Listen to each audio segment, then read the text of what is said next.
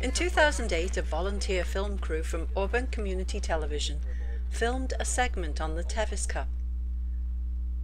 I was escorted along the trail by competitor Michael Rapacelli, who allowed me to ride his veteran Tevis horse, Sunwood Risk.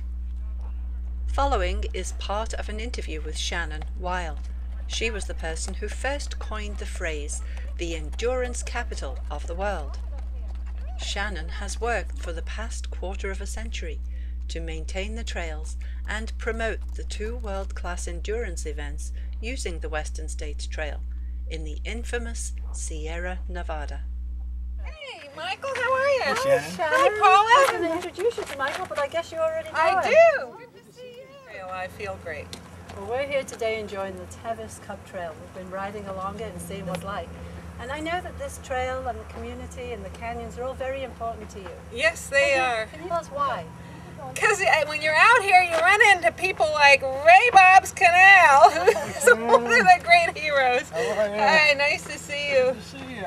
Yeah. The reason that these trails are important to me, and I've spent the last, say 32 years working to promote the Western States Endurance Run and the Tevis Cup ride, and also which sort of culminated into producing the endurance capital of the world.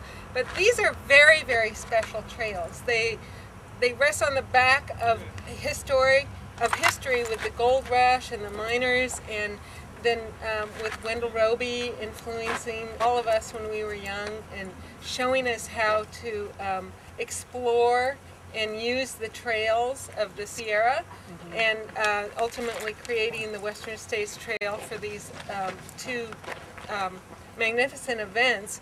It just kind of is very inspiring, and so many people resonate with this vibration, if you will, that exists out here. So we're very, very fortunate to have this, and I feel very strongly that it's important to maintain these trails for the future generations as well. Absolutely, yeah. And just look around, it's absolutely incredibly beautiful. It is. And do you ride? I do. Yeah? Yes, I do. Most of my endurance riding career is behind me, but I do have an endurance horse that I'm sponsoring right now that is doing quite well in top 10ing in 100-mile rides. And oh, that's fabulous. I'm on cloud nine, yes. That's wonderful. What gave you the idea to promote Auburn as the endurance capital of the world?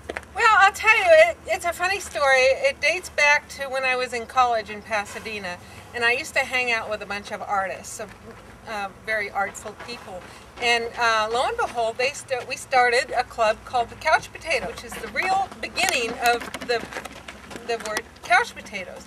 And every Saturday morning we'd go over to Robert Armstrong's house and watch television. We'd watch the variety shows, and we'd watch Duke the Beatnik on the wrestling thing, and we'd all guffaw at that. And it was a potato because potatoes have lots of eyes, right, to see the TV. Okay, so then during that time we used to goof on capitals of the world. We'd try to beat each other out saying, oh, you know, Watsonville is the artichoke capital of the world, or, you know, we'd always try to come up with capitals of the world.